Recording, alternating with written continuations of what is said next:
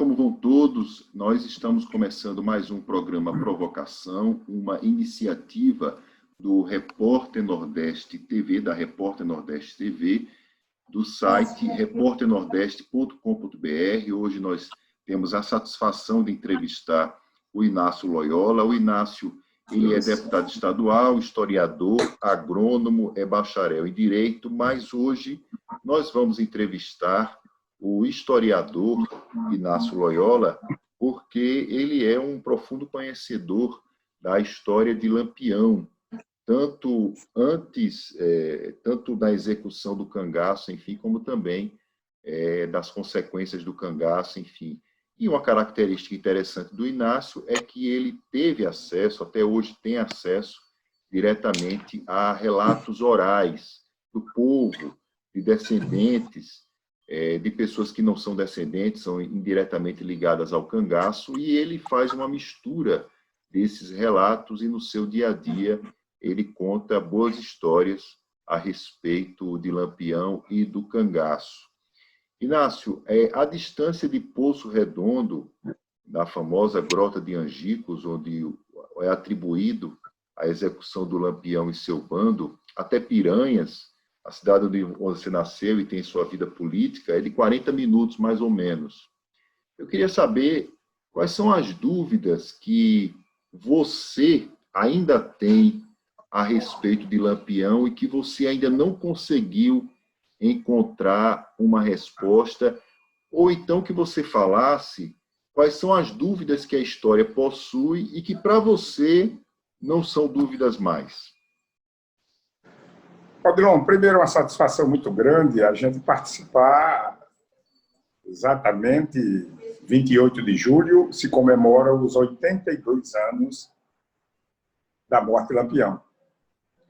Eu acho que uma das maiores bibliografias de figuras nordestinas nós temos, primeiro o Padre Cícero, posteriormente vem Lampião. Exato. Eu costumo dizer que a gente jamais poderá falar na história do Nordeste, principalmente da região do Polígono das Secas, sem falar do Padre Biapina, sem falar em Lampião, sem falar no Padre Cícero, sem falar em Almiro Gouveia.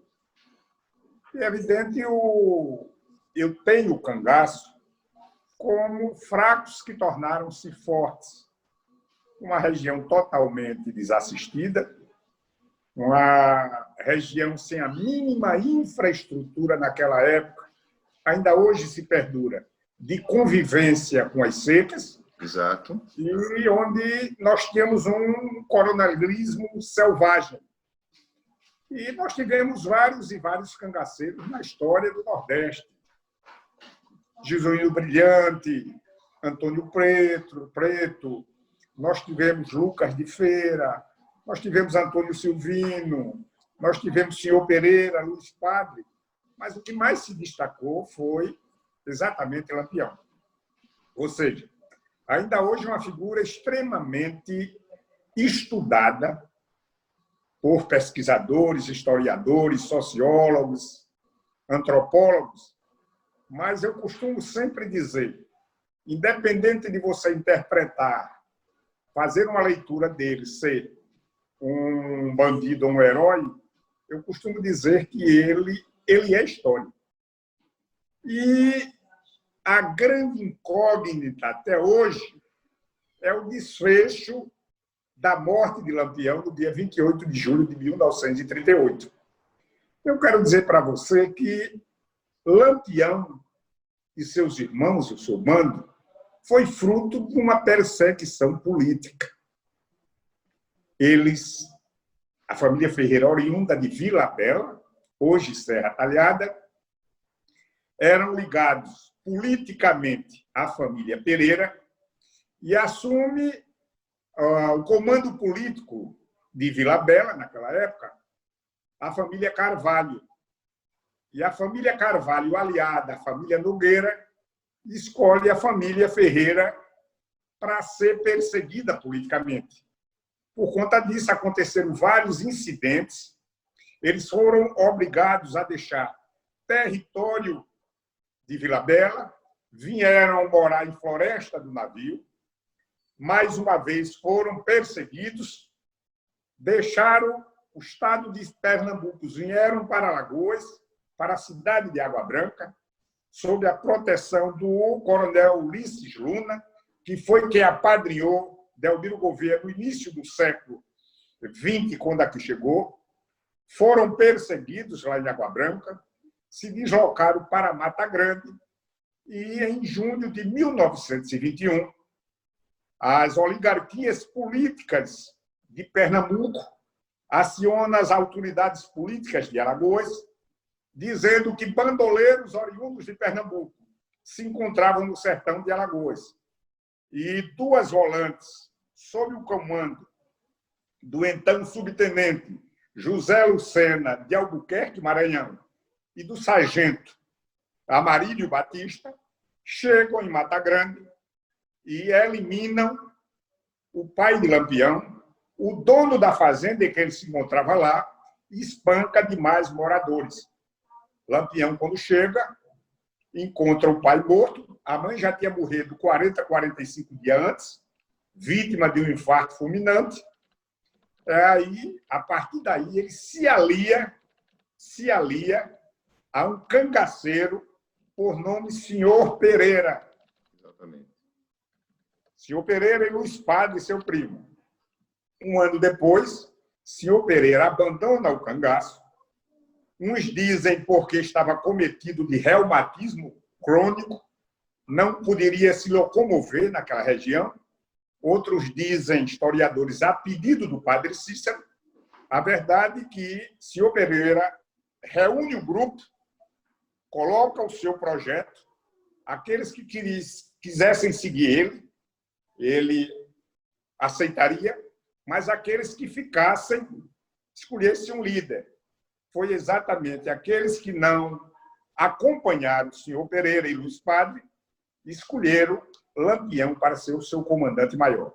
Então, por volta de 1922, a perseguição começa em 1916, lá em Vila Bela, e a partir de 1922, após a morte do seu pai, em junho de 1921, em Mata Grande, aqui em Alagoas, é que exatamente surge o cangaceiro Lampião, junto com os seus irmãos. Os dois motivos maiores, no meu entendimento, primeiro, uma questão política lá em Vila Bela, onde eles colocam a família Carvalho, que estava no poder, coloca a família Nogueira e um vizinho de propriedade de Lampião, por nome Zé Saturnino das Pedreiras, para provocar a família Ferreira. E isso é consolidado em junho de 1921, quando, como eu disse, o então subtenente, que era delegado aqui em Viçosa, a mando das autoridades políticas de Alagoas, aliado ao sargento Amarílio Batista, que era o delegado de Água Branca, chegam em Mata Grande e eliminam o pai de Lampião, dono da fazenda, um inocente, e os demais moradores foram espancados. Então, tudo derivou-se de uma perseguição política lá de sua terra natal. Você disse que uma grande dúvida que existe é quanto à cena do crime, a morte de Lampião. Eu imagino que os relatos que você ouviu são mais das volantes do que dos sobreviventes ali, dos sobreviventes ou testemunhas, enfim, daquele ato. Eu, pesquisando rapidamente na internet, se fala que havia dúvidas, inclusive, sobre a questão do corpo do Lampião, por causa de um hematoma vindo de um policial que estava com muita raiva, depois de ter arrancado a cabeça, ele socou a cabeça, deu alguma coronhada, enfim, na parte do rosto e ficou um pouco desfigurado, gerando dúvidas. Também se fala até de um suposto envenenamento, porque tinham colocado creolina no corpo e urubus morreram, enfim, na região, porque os corpos estavam lá. O que é que você ouviu, além dos livros de história, claro, de relatos sobre a morte, e o que é que você acredita? Qual é a conclusão que você chega em relação a isso? Eu quero dizer a você, Abilon, o que eu vou discorrer sobre o fatídico 28 de julho de 1938 não existe em livro nenhum. Isso é fruto de minhas pesquisas ao longo de anos, anos e anos. Eu nasci e me criei em Piranhas, ouvindo história dos dois lados, cangaceiros que sobreviveram, de coiteiros e de policiais.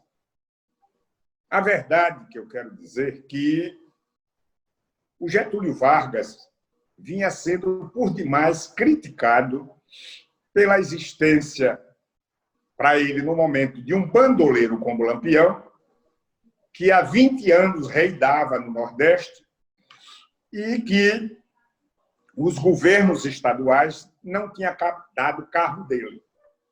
Ele, no início de 1900, final de 1936, ele convoca uma reunião com todos os interventores do Nordeste e determina: ou se elimina Lampião, ou eu vou exonerar todos vocês. Principalmente os interventores de Alagoas, Osma Loureiro, e de Sergipe, Heronildo de Carvalho, e Agamenon de Pernambuco. Por quê? Porque foi a área de maior militância de Lampião, foi esses três estados. E os 2 últimos anos, ele se prendeu mais aos estados de Alagoas e de Sergipe. Alagoas, Mata Grande, Pedra, hoje Delmiro Gouveia, Piranhas, Pão de Açúcar, e município do estado de Sergipe, Canindé de São Francisco, Poço Redondo, Porto da Folha e Gararu. Eu quero dizer que, naquele momento, nem Canindé, nem Poço Redondo, nem Gararu eram municípios independentes, pertenciam a Porto da Folha. O Lampião conquistou a proteção de 2 governadores de estado. E você chega para mim e pergunta: por que, Inácio? No início dessa nossa entrevista, eu coloquei que tudo surgiu de uma perseguição política em Vila Bela, hoje Serra Talhada. Isso em 1916, 1915, 1916. Em 1938, Odilon, era governador de Pernambuco Agamenon Magalhães. Agamenon Magalhães era membro da família Pereira, era filho de Serra Talhada e sabia exatamente a vida em que levava os irmãos Ferreira tinha se derivado de quê? De uma perseguição política por conta que eles eram aliados de sua família. Só por conta disso, apesar disso, passou a ser um simpatizante de Lampião. O outro governador, que esse era público e notório, eu até coloco com... quando me refiro a Agamenon Magalhães, eu digo que era simpatizante. O outro, esse era protetor. Quem era? Heronides de Carvalho. Quem era Heronides de Carvalho? Era o governador de Sergipe. Heronides de Carvalho era oficial do Exército Brasileiro. O pai dele chamava-se Antônio de Carvalho, conhecido como Antônio Cacheiro, um latifundiário do sertão de Sergipe, que era amigo particular do Lampião, coiteiro Lampião. E, por conta disso, o filho levou ao pai também ser protetor dele. Era Heronides de Carvalho quem alimentava o bando de Lampião com armamento e com munição. Por conta disso, que os armamentos do bando de Lampião eram mais modernos do que os armamentos da polícia, porque quem abastecia era Heronides de Carvalho, que era oficial do Exército Brasileiro. Em Sergipe, ele tinha outro grande protetor. Quem, Inácio? Hercílio Brito. Brito com 2 T. o que ele costumava dizer, se for com um T só, é falso, que era o maior poder econômico que Sergipe tinha. Era um grande fazendeiro em Propriá e um grande fazendeiro no sertão do Sergipe. Para ter uma ideia, naquela época, Canindé de São Francisco era uma fazenda dele.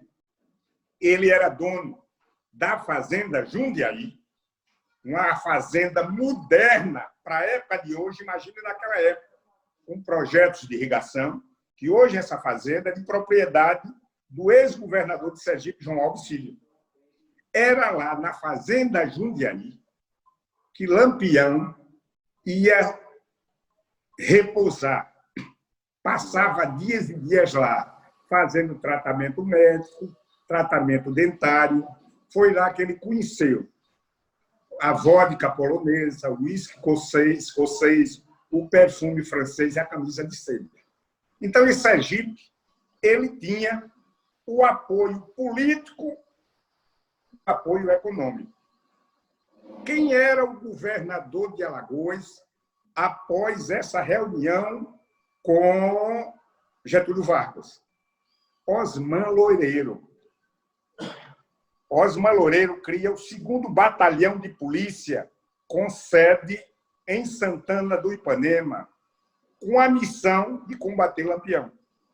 E vai lá quem comandar esse 2º Batalhão? O coronel, já coronel, José Lucena de Albuquerque, Maranhão, que esse, em 1921, como eu disse, juntamente com o sargento Amarílio Batista, eles assassinaram o pai de Lampião. Mas o que fez Osman Loureiro e o doutor Correia Neves, que era o secretário do Interior, Saúde e Educação, e Teodoreto de Camargo, que era o secretário que comandava a Polícia Militar, o oficial sergipano do Exército, analisou, Odilon, que há anos e anos eram as mesmas volantes que combatiam Lampião aqui no sertão de Alagoas. Uma vez ou outra se encontravam, morria um soldado sem nome e um cangaceiro insignificante. E seus comandantes maiores continuavam vivos. Que fez Osman Loureiro, doutor Correia Neves, secretário de Segurança, aliás, Secretaria do Interior, Educação e Saúde, juntamente com o comandante da polícia, Teodoreto de Camargo, pega um aspirante da Polícia Militar de Alagoas, por nome Francisco Ferreira de Melo, que a história não dá ênfase a esse homem que foi o responsável pelo extermínio de Lampião, e coloca ele inicialmente como delegado em Pedra. Pedra hoje é de Almiro Gouveia, porque Pedra era um povoado que pertencia a Água Branca. 7, 8, 9 meses aqui no sertão, o Francisco Ferreira de Melo detecta a ligação que existia do tenente João Bezerra e do sargento Aniceto Rodrigues com Lampião. Nesse intervalo, o governador de Sergipe, no encontro na fazenda Jundiaí de doutor Ercílio Brito, diz a Lampião que não tinha como segurar. E o que fez? Orientou ele a abandonar o cangaço. Poucos conheceram o Lampião. Ali ele saía e ia embora, com a proteção da estrutura política e econômica de Sergipe, ia para qualquer outro estado, como fez senhor Pereira em 1922, quando abandonou o cangaço. E você pergunta, mas Inácio, qual a ligação do tenente João Bezerra, do sargento Aniceto Rodrigues, com Lampião? É simples, uma ligação familiar. O tenente João Bezerra, que comandava uma volante em Piranhas, A cidade polo do sertão de Alagoas era a cidade de Piranhas. Nós tínhamos a ferrovia Paulo Afonso, era o epicentro dos sertões de Alagoas, Sergipe, Bahia e Pernambuco. Nós tínhamos uma ferrovia e tínhamos uma navegação forte. A ferrovia de Piranhas até Petrolândia, em Pernambuco, e nós tínhamos uma navegação entre Piranhas, Propriá e Penedo. Conclusão. Tenente João Bezerra era casada com Cira Brito, Brito com 2T. E Raimunda Brito era casada com o sargento Aniceto Rodrigues, que era comandante de uma volante em Mata Grande, casada com Raimunda Brito, Brito com 2T. Essas duas esposas de comandantes, de volantes do sertão de Alagoas, eram primas de quem? Do renomado, do maior poder econômico que Sergipe tinha, Hercílio Brito com 2T. Por conta disso, eles não foram corrompidos. Eles começaram a atender o primo de suas esposas. E eles sabiam exatamente do projeto de Lampião abandonar o cangaço. A verdade é que a visão militar do audaz Francisco Ferreira de Melo, um homem de uma liderança extraordinária, sentiu isso. E exatamente no dia 27 de julho, quando foi arquitetado a morte, o Bezerra, que ficou em Piranhas, tentou desagregar esse projeto, que já estava sendo capitaneado pelo Francisco Ferreira de Melo. A volante do Aniceto, do Bezerra, estava em Delmiro Gouveia, em Pedra, junto com a volante de Francisco Ferreira de Melo, e era dia de feira em Piranhas. Era a maior feira. Era a Bolsa de Valores dos Sertões. Era aquela feira de Piranhas onde nós tínhamos a ferrovia e a navegação.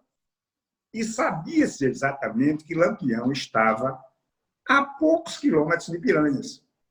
Porque 2, 3 dias antes, na fazenda Girimum, de propriedade do sogro do tenente João Bezerra, o Lampião, que era próximo a Angipe, negócio de 2, 3 quilômetros, eles se encontraram lá e traçaram o plano para ele abandonar o cangaço. Bezerra, como eu disse, Aniceto fica em Piranhas, e por volta de 2 horas da tarde, ele expede aquele telegrama: Tenente João Bezerra, Pedra de Delmiro Gouveia, Boi do Pasto, abraços, Sargento Aniceto Rodrigues. Quem foi que expediu esse telegrama? O telegrafista da Rede Ferroviária do Nordeste, por nome Valdemar Damasceno Santos. Quem foi Valdemar Damasceno Santos? Meu avô materno. Quem recebe em Delmiro Gouveia esse telegrama? Sim, quando ele passa esse telegrama, no meio da feira, o Bezerra, o Aniceto, anuncia que foram informados que Lampião se encontrava em Mata Grande. Iam ao seu encontro em Mata Grande. Mas uma maneira de querer convencer Francisco Ferreira de Melo. Quem recebeu o telegrama em Delmiro Gouveia? O telegrafista de Delmiro Gouveia, da Rede Ferroviária do Nordeste, George Alves Lisboa. Quem foi George Alves Lisboa? O pai de minha esposa, Cátia. Quando o Bezerra recebe esse telegrama, e o Aniceto, quando leu, sentiu que existia uma jogada para não ter esse encontro com o Lampião. Pressiona os dois, se encontram na estrada. Quando o Aniceto vinha de Piranhas, o Bezerra, junto com o Chico Ferreira, desceram de Delmiro de Pedra para de Piranhas. E lá, o Aniceto, o Chico Ferreira organiza as canoas, descem rumo à Grota de Angicos. Eu quero dizer aqui uma coisa a vocês. A Grota de Angicos é uma fazenda de aproximadamente 2.000 hectares. Era de propriedade de Cândido Rodrigues Rosa. Fazenda de inteira confiança de Lampião. Nessa área de aproximadamente 2.000 hectares, tinha a Grota de Angicos. Ali era território de Poço Redondo. Poço Redondo foi a cidade que mais forneceu cangaceiros para o bando Lampião. Estava na fazenda Angicos, de pessoas de inteira confiança dele, em território Poço Redondense, a cidade que mais forneceu cangaceiros para o bando do Lampião, e no estado de Sergipe, onde ele ali tinha proteção do interventor do governador Eronides de Carvalho. Volantes de Sergipe não iriam ali, de Pernambuco muito difícil. Tinha uma do outro lado do rio, em Piranhas, que ele sabia exatamente que o Bezerra sabia do projeto que ele ia abandonar o cangaço. A partir de 1932, quando Maria Bonita ingressou no cangaço, o Lampião dividiu o grupo em subgrupos, porque chegou o momento que ele andava com 100 homens, uma cabroeira com 100 homens. Era fácil de ser localizado. E no dia, nesse encontro em Angicos, ele ia adotar a mesma estratégia que o senhor Pereira adotou em 1922, quando abandonou o cangaço e reuniu o grupo. Como ele tinha dividido em subgrupos, e só restava Odilon chegar a 2 subgrupos. Era o subgrupo de Canário, casado com Adília, filhos de Poço Redondo, que já estavam nas imediações da Grota de Angicos, da fazenda Angicos, e de Curisque e Dadá, que se encontravam do outro lado do rio, no estado de Alagoas, na fazenda Emendadas, de Manuel Correia, conhecido como Bié das Emendadas, que, na minha visão, na minha leitura, foi o maior coiteiro que Lampião teve no sertão de Alagoas, foi Bié das Emendadas. No outro dia, ele só ia atravessar o rio, fazia o grande encontro, e Lampião ia mostrar que, exatamente, com 40 anos de idade, e das informações que tinha recebido o interventor de Sergipe, o governador de Sergipe, e abandonar o cangaço sob a proteção do governo de Sergipe. Ele se sentia muito seguro ali em Angicos. Conclusão: se não fosse a vivacidade de Francisco Ferreira de Melo, que coagiu os 2 comandantes de volante, o que é que acontece? Não teria acontecido o que aconteceu.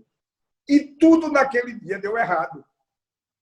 Porque o Bezerra, o Aniceto, comandava a volante lá em Pedra de Belmiro, não conhecia bem aquela região do Quênio do São Francisco, aquela região de Piranhas, Poço Redondo e Entre Montes. E eles sabiam que onde era o esconderijo, onde era a Grota de Angicos, ele não sabia. E o Bezerra, Aniceto e Chico Ferreira descem de canoa.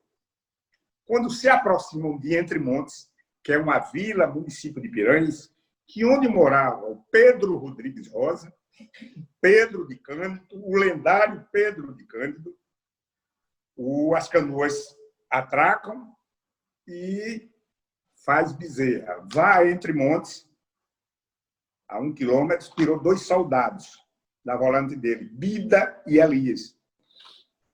O Elias foi filho de Elias. Elias era de Olho d'Água do Casado. O filho dele foi prefeito 2 vezes. O genro dele, Galberto, foi prefeito por 4 vezes lá. Conheci demais seu Elias Alencar.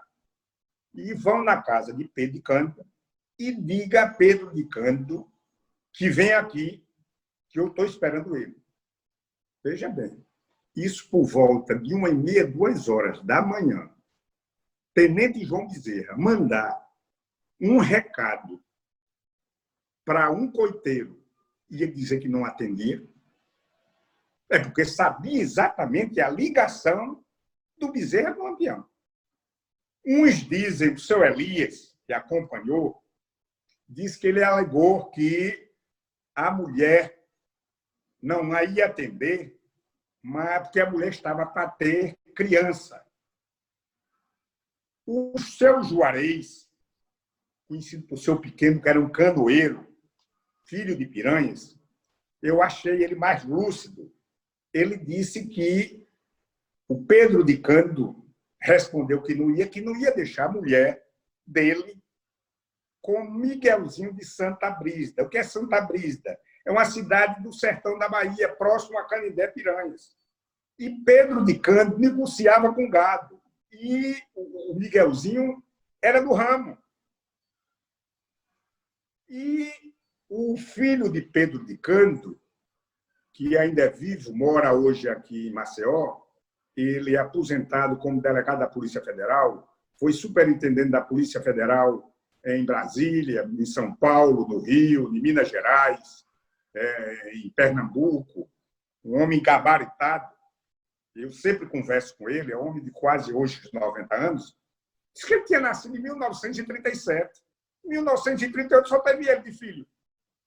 Então, eu acredito mais no canoeiro Juarez, conhecido por Pequeno. Mas a verdade é que os dois soldados voltam. Foi muito ousadia do Pedro de Cândido não ter atendido. Mas, quando volta, para o Pedro, para o tenente João Bezerra e para o Aniceto, foi um alívio.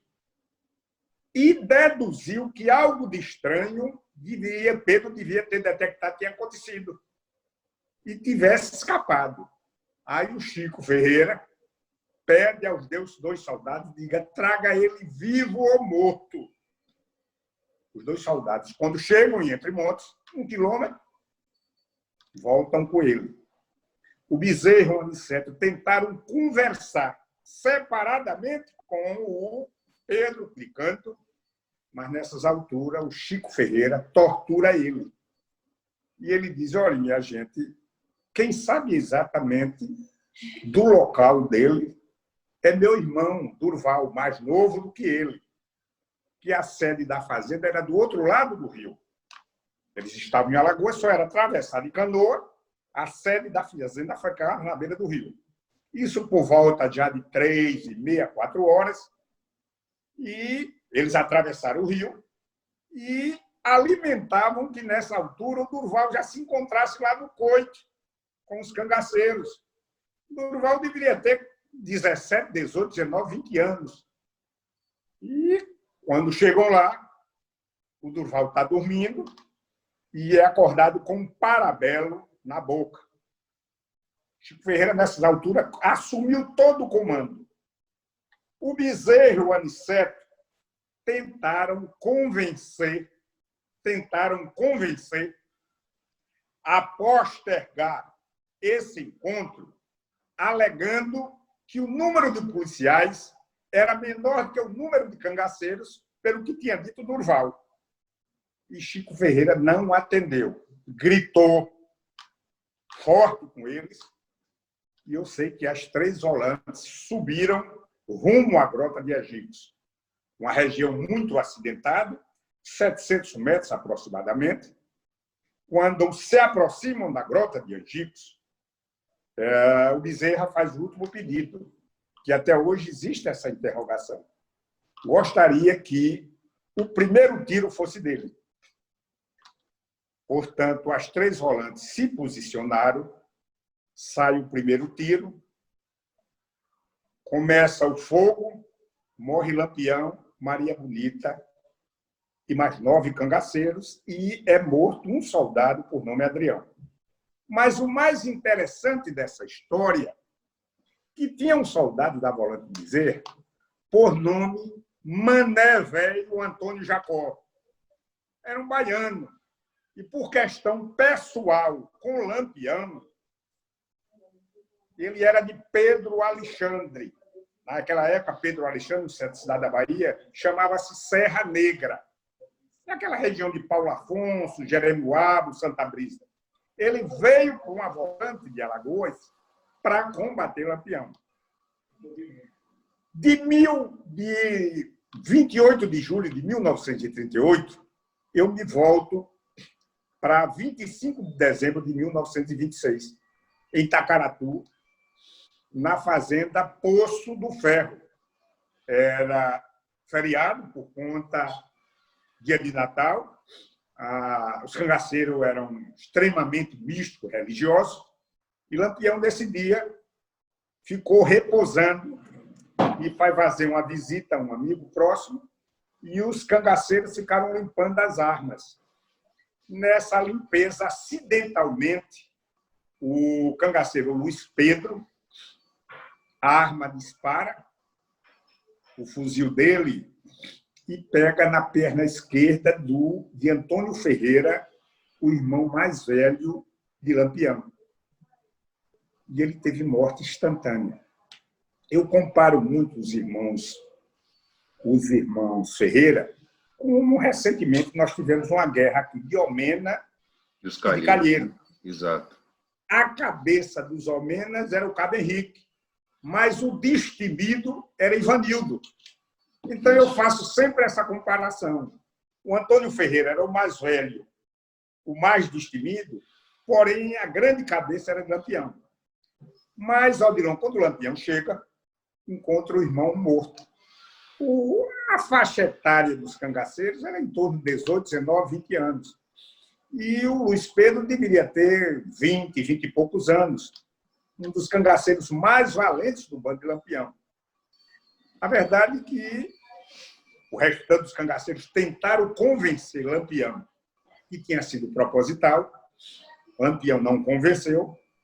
Não convenceram o Lampião. E, no dia seguinte, o Lampião sepulta seu irmão mais velho. E chega para Luiz Pedro e disse: Luiz, compadre Luiz Pedro, a partir de hoje o senhor vai representar em minha vida o que era meu irmão, que eu estou enterrando hoje, Antônio Ferreira. 26 de dezembro de 1926. Fazenda Poço do Ferro, Tacaratu. 28 de julho de 1938, ele resgata esse compromisso. Como a única verdade de quem matou quem em Angicos foi que esse soldado Mané Velho Antônio Jacó matou o cangaceiro Luiz Pedro. Luiz Pedro já estava fora do fogo. Tinha em torno de 45 a 50 cangaceiros, só morreram 11. E a verdade, quem discorreu isso para mim foi o próprio Antônio Jacó Mané Velho. Isso em 1990. Ele morava em São Paulo, seus familiares em Canindé, em Santa Brisa, em Pedro Alexandre, que era a antiga Serra Negra, e o prefeito de Canindé era Francisco Feitosa, era sobrinho dele. E sabia dos meias pesquisas, meu estudo, me levou lá em casa. Ele já era pastor da Assembleia de Deus, quase 80 anos. E ele disse que ficou escondido numa pedra quando viu Luiz Pedro, já tinha cessado o fogo, Luiz Pedro descer. Ou seja, o compromisso do 26 de dezembro de 1926, para ter a certeza se tinha morrido o Lampião ou não, junto com Maria Bonita. E que fez Antônio Jacó? A queima-roupa, matou ele. Matou e começou a tirar os seus pertences. Nessa altura, o Bezerra foi baleado na perna.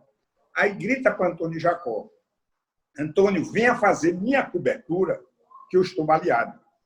Ele não teve mais tempo de tirar os pertences do cangaceiro Luiz Pedro, cortou as mãos e botou no bornal. Quando chega para dar proteção ao tenente João Bezerra, a Bezerra chorando, disse: Jacó, eu presenciei tudo, ele estava indefeso.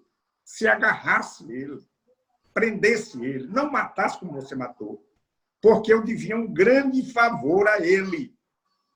Qual é a minha leitura? Naquele momento, ele estava pensando que tinha traído o parente de sua mulher, o Hercílio Brito.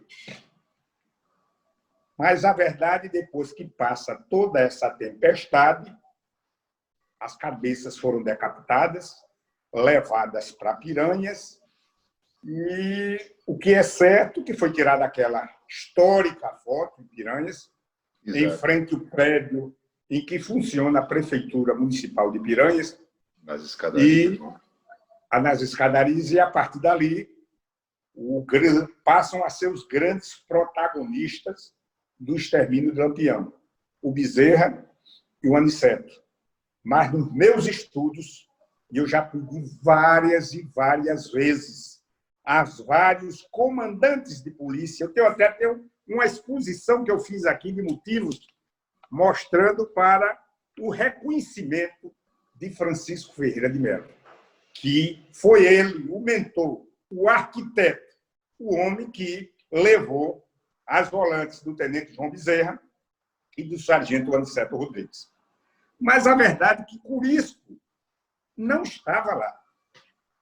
De madrugada, próximo, ele estava na fazenda Emendadas, de Manuel Rodrigues Corrêa, o Bié das Emendadas, e tem a informação que Lampião tinha assassinado Lampião. Ele ouviu os tiros.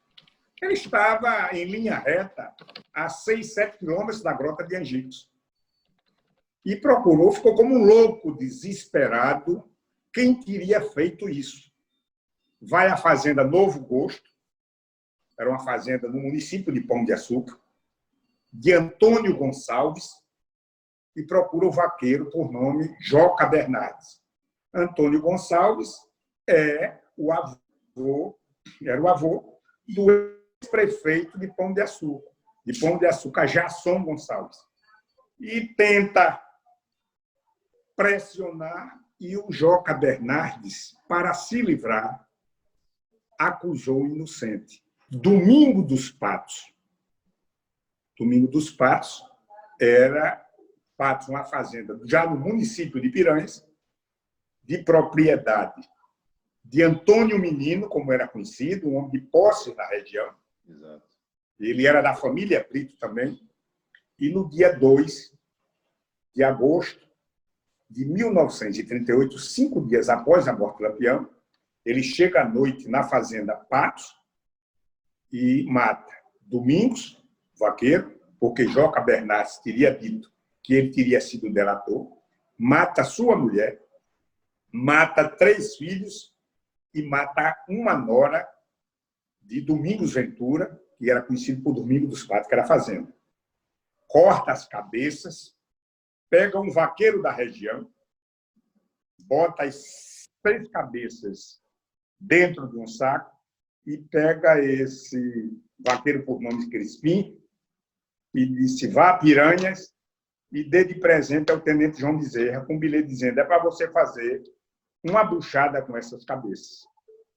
Lampião, por isso, veio a morrer 2 anos depois, no dia 25 de maio de 1940, em Miguel Calmon. Você está falando de Corisco, não é isso?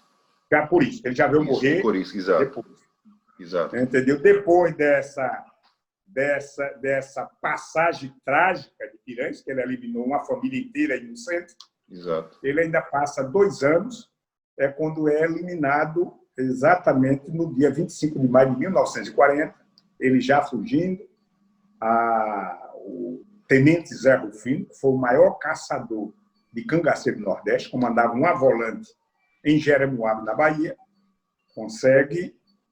mata ele, e a Dadá, sua esposa, ela perde a perna e é baleada.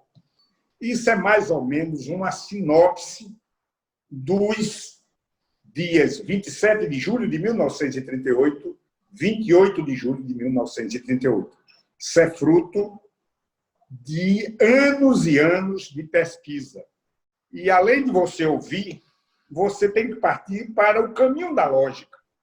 Eu vejo muitos historiadores, recentemente, contar histórias mirabolantes, sem lógica. Por exemplo? Essa é a minha opinião, e quero dizer aqui que você não encontra isso que eu relatei em nenhum livro porque eu, como eu disse, ao longo de meus estudos em relação ao cangaço, eu me prendo mais a pesquisar do que a ler. Qual é a história mirabolante que você já encontrou, aliás, a mais mirabolante que você encontrou até hoje sobre Lampião, que é defendida por historiadores? Escritor dizer que Lampião não morreu, mas foi criado agora, no início do ano, a Academia Brasileira de Arte do Cangaço em Aracaju. E eu fui. E, recentemente, um dos mais renomados escritores do Nordeste, um dos maiores, das melhores cabeças, que é o Frederico Pernambucano de Melo, ele lançou um livro onde foi entrevistado no programa do Bial. E a verdade, Odilon, eu discordo do início, do meio e o fim de tudo que tem naquele livro. Tudo eu discordo, e mostrando, vamos dizer, por força de expressão, eu provo matematicamente, porque matemática é uma ciência exata. A história não é ciência exata, mas é força de expressão. Eu discordo totalmente do que ele colocou naquele livro e na entrevista que ele concedeu ao programa do Bial. Inácio, você falou do Frederico Pernambucano, e ele tem uma característica no trabalho dele que é muito semelhante à sua, que é pegar exatamente os relatos orais. Ele acompanha isso há décadas, como você também acompanha isso daí.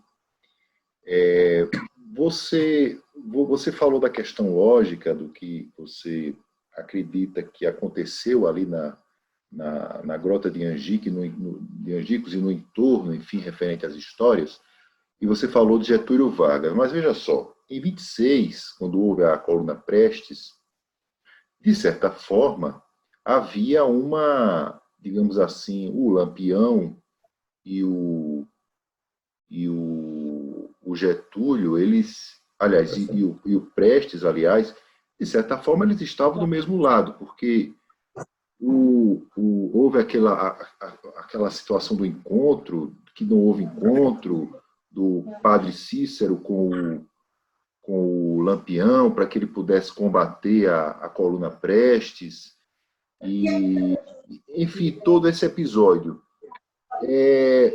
Você não acha que mesmo essa versão que você tem e a versão que o Frederico Pernambucano tem, elas não são propositais para que não exista uma versão definitiva quanto a algumas situações ainda sem explicação sobre o Lampião?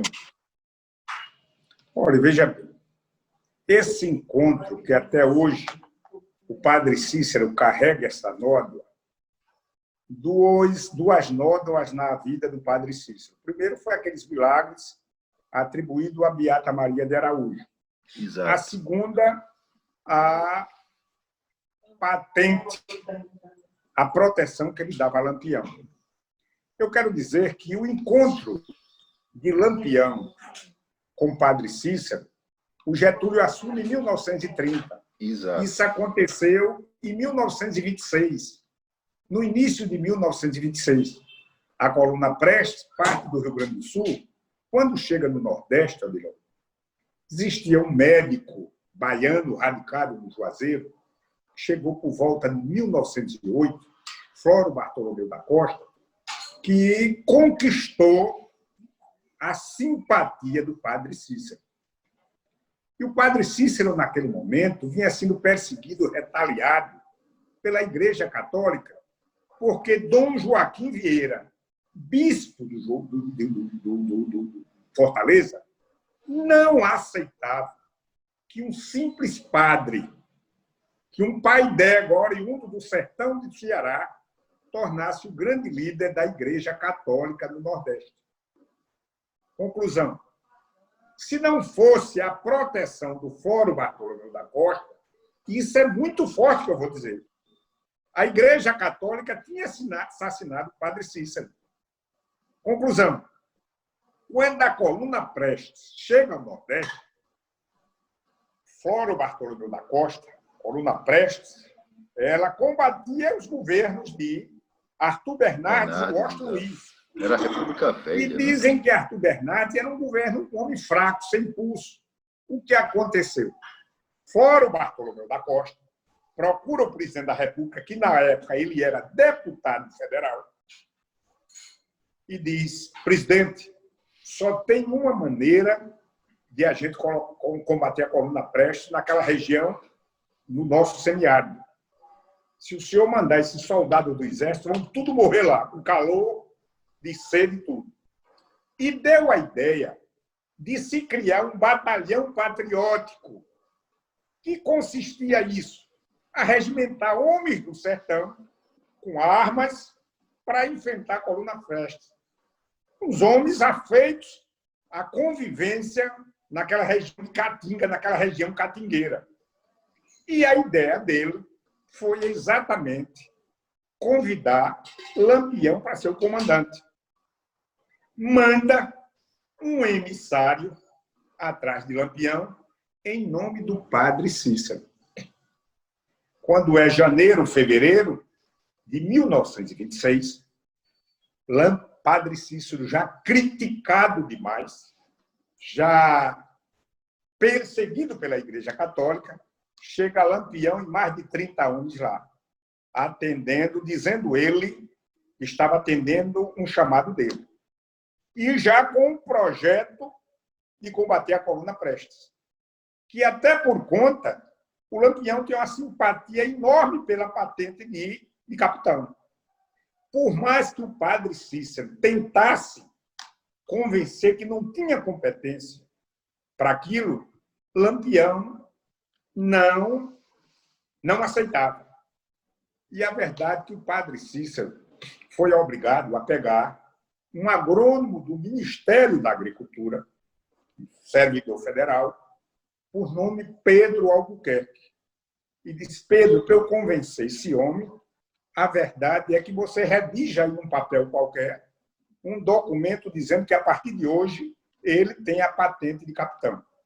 A verdade é que ele pegou aquela patente, aquele documento, retorna para o sertão de Pernambuco, e eu acredito que o padre Cícero mandou dizer a verdade a ele, que disse a ele, e que ele não fosse enfrentar a coluna Prestes, porque o objetivo da coluna do batalhão patriótico era, depois que Lampião combatesse a coluna Prestes, ele ser preso ou ser assassinado.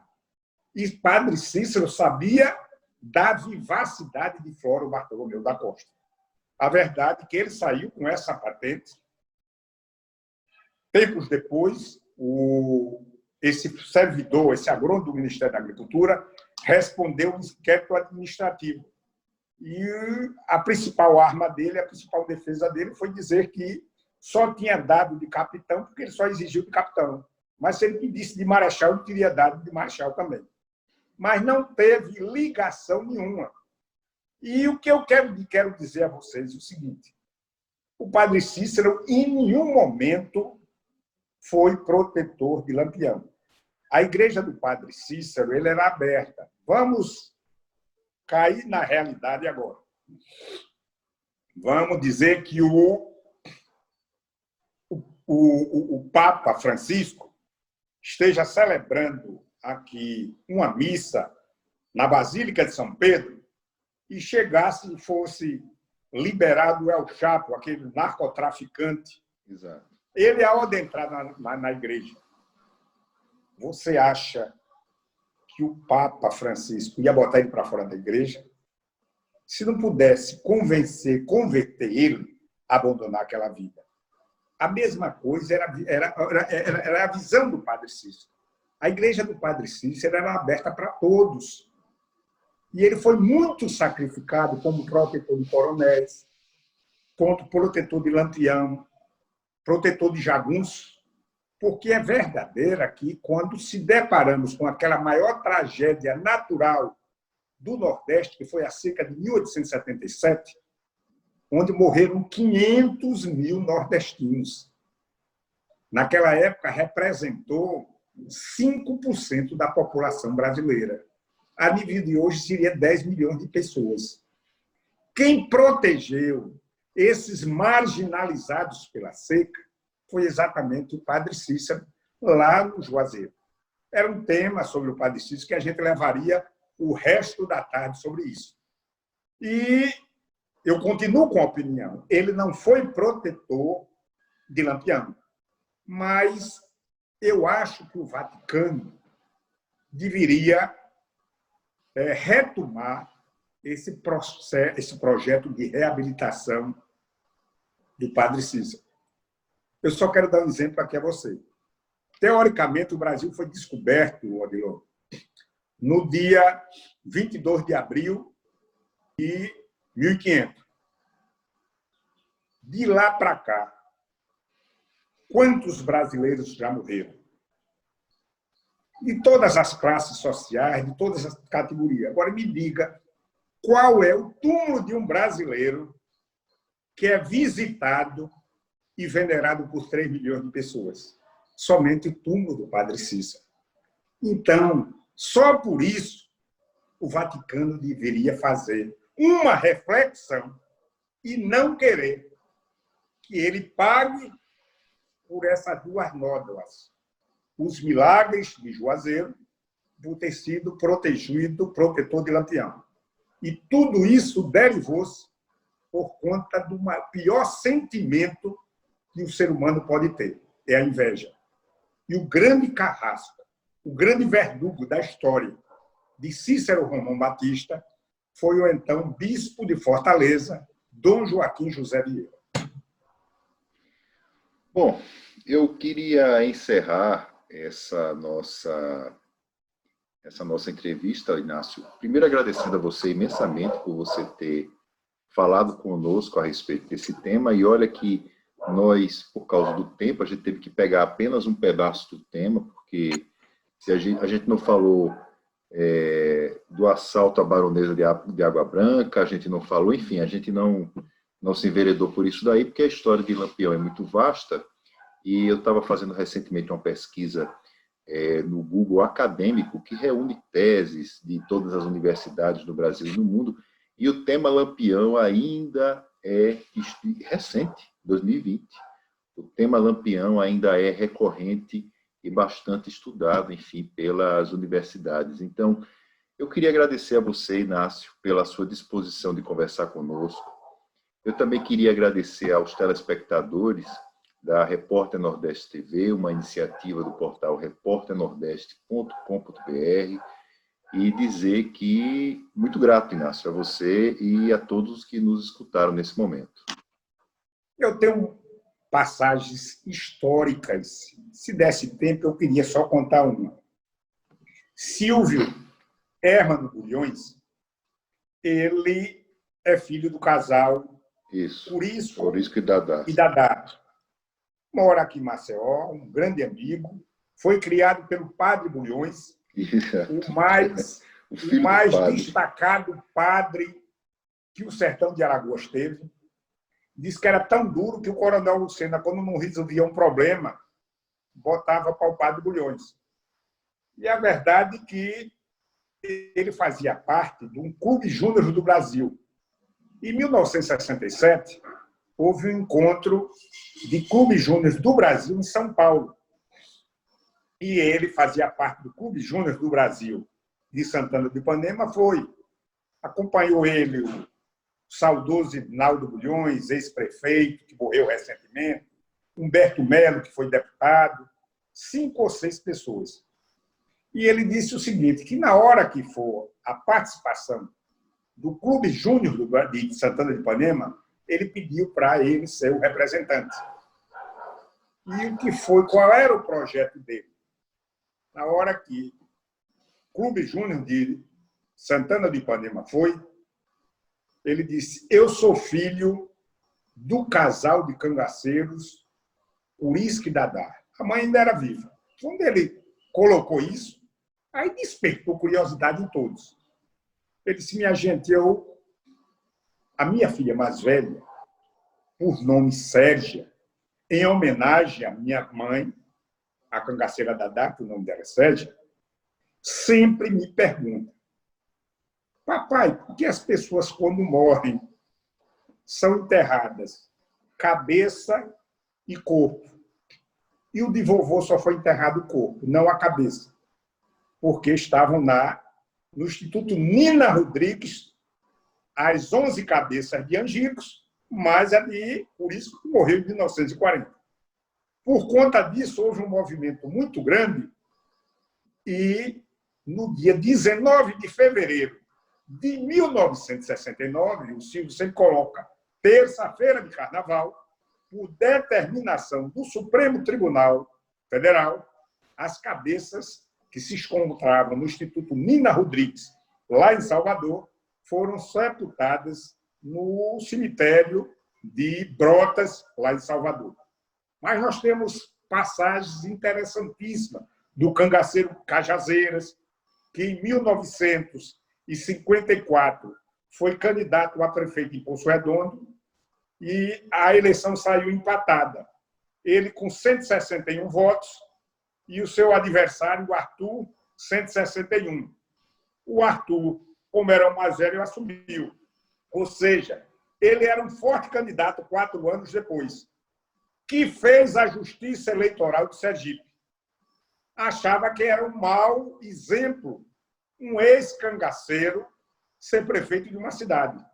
E montou um recadastramento somente na cidade de Poço Redondo.